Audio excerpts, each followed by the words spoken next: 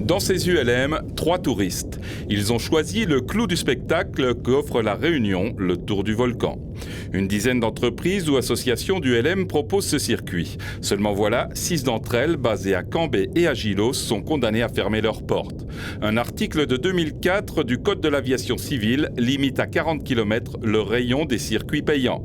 Ce service de l'État a mis en demeure ces entreprises de cesser d'effectuer ces vols qui constituent pourtant l'essentiel de leurs revenus.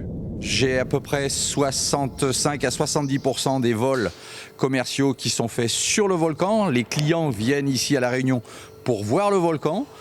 Il est évident que si on enlève ces 70% de mon chiffre, eh bien, je peux mettre la clé sous la porte.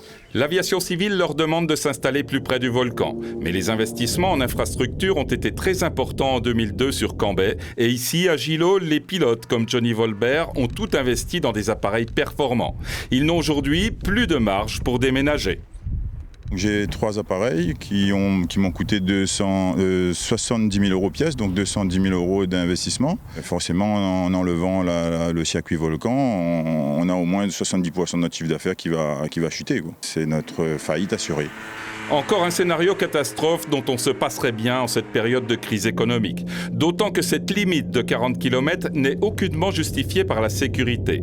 Même s'ils ne sont pas certifiés, les ULM n'explosent pas en vol au 41e kilomètre. Alors pourquoi 40 et pas 30 ou 60 km ? 40 km, 41 km, on peut se demander si on est plus en insécurité qu'à 40 km, mais à un moment donné, il y a bien une limite à fixer, et cette limite a été fixée à 40 km. Voilà. Pourquoi fixer une limite ? Et pourquoi fixer une limite ? Je vous renvoie au réglementateur. Lesquels réglementateurs à Paris n'ont sans doute pas été alertés sur les spécificités réunionnaises. Si modifier un règlement s'avère plus que compliqué, le président de la FF Plume reste toutefois optimiste. Si tout le monde y met de la bonne volonté, on arrivera à trouver la solution.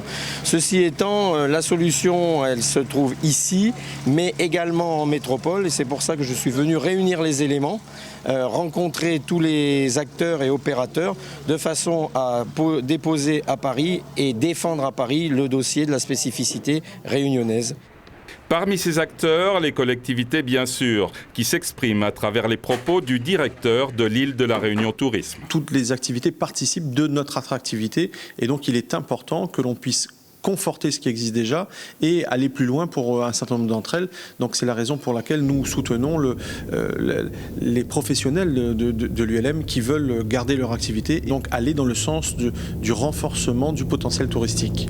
Un potentiel touristique déjà mis à mal cette année par l'épisode requin, difficilement maîtrisable. Mais cette fois, les services de l'État tiennent seuls la plume dont un simple petit trait pourrait éviter une nouvelle catastrophe économique.